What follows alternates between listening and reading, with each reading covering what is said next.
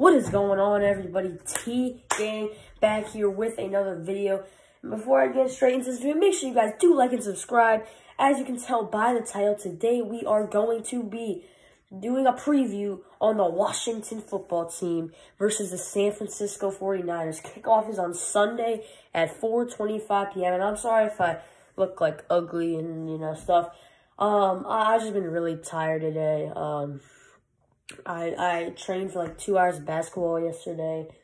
And I think apparently I pulled a muscle in my thigh. Like I've been like trouble whenever I sit down, like when I get like in my bed or like hop on the couch, like it hurts. I was gonna be at the gym right now playing basketball, but I did pull a muscle and I can't really play basketball. So yeah, that's kind of why I'm tired. I've just been like resting my thigh the whole day.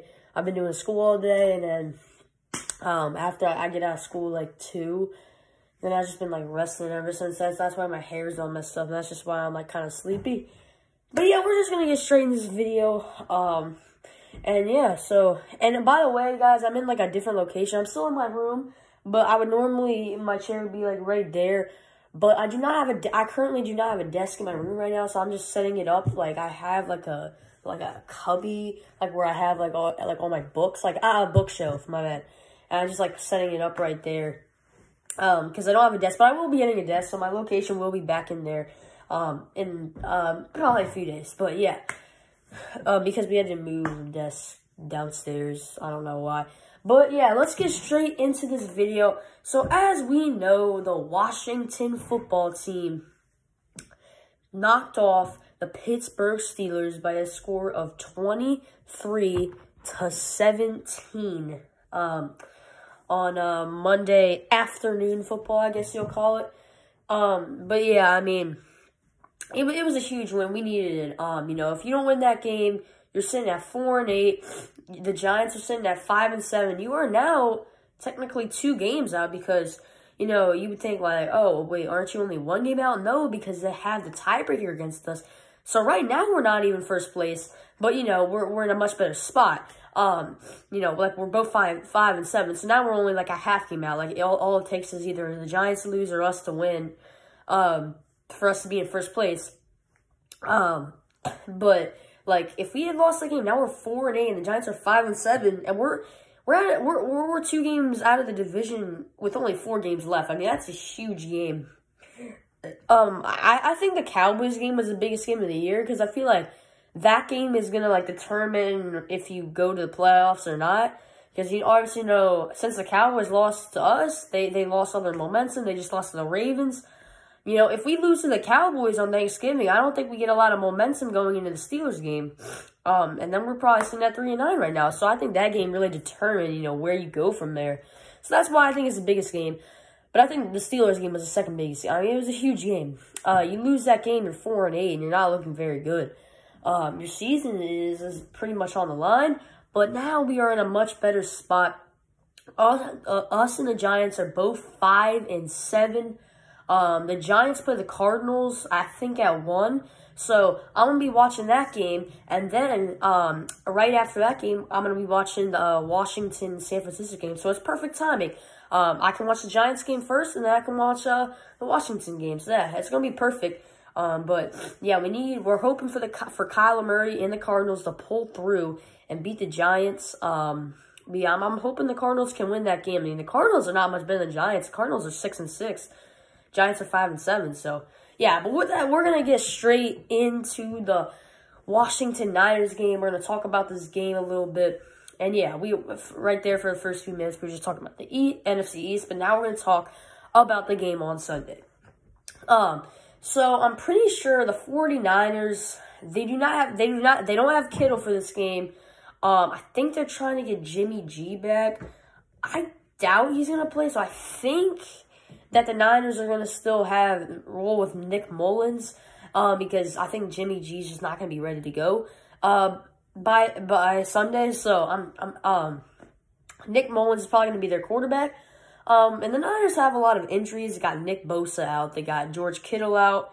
And they got a bunch of other injuries that I can't think of at the top of my head. But They got a lot of injuries. You know, Antonio Gibson, I don't think is gonna play, sadly. And it does suck because we do need him badly, obviously. I mean, but again, you got to look at it. We did find a way to beat the Steelers without him. You know, he came in for like 2 carries, and then he got hurt. You know, I was getting a lot of Steelers fans were saying to me that Antonio Gibson wasn't going to be a problem for them because they shut down Derrick Henry. But I'm pretty sure Derrick Henry had over 100 yards against the Steelers. Correct me if I'm wrong, but... And then Antonio Gibson, he had they were at their own 25. Gibson just ran for a 14 or 15 yard game down to the 40, down to our own 40 for like 15 yards. And then he got hurt. And then on that play after the run, he got hurt with a turf toe. He was rolling. He was on a groove, man. And you're saying he wouldn't have been a problem? Come on now. That's Steelers fans are making a bunch of excuses. Boy, I was exhausted, but it is what it is. They can't. It doesn't matter. I mean, they can't. What does that have to do with the record? They're not. It's not going to take back just because they make excuses. That's not going to take the loss off the book. So yeah, but Antonio Gibson is, I'm pretty sure, out. He did not practice today. I don't think. Yeah, he didn't practice today. Terry McLaurin was a full participant in practice, so he practiced. Brandon Sheriff, we need him. That's when this offense really started to get going. Is when Brandon Sheriff came back. I think he came back at the first Cowboys game. That day was like kind of rainy. Is when we won 25-3. And ever since then, our offense has been a lot better. And right around then, there was also a quarterback change. So yeah, I mean. There's definitely the quarterback change, and getting Brandon Sheriff back was huge. But yeah, I mean, we're both 5-7. The Niners are 5-7. They just came off a loss to the Buffalo Bills. I think it was like they lost by like 10. I know they lost by 10. I forget the score. I think it was like 27-17. I don't know. But I mean, I'm gonna get into my top 5 keys of the game. I mean, I think we match up well against this team. It is in Arizona, and I know that's weird, but the San Francisco 49ers got, they're not allowed to even play at the stadium because in California, I think they banned contact sports or something like that because of everything going on right now. So they have to play in Arizona with the Cardinals. They share a stadium with the Cardinals, I'm pretty sure. So we're going to be playing in Arizona against the 49ers. Which is kind of weird, but hey, I mean, I think we match up well in this game.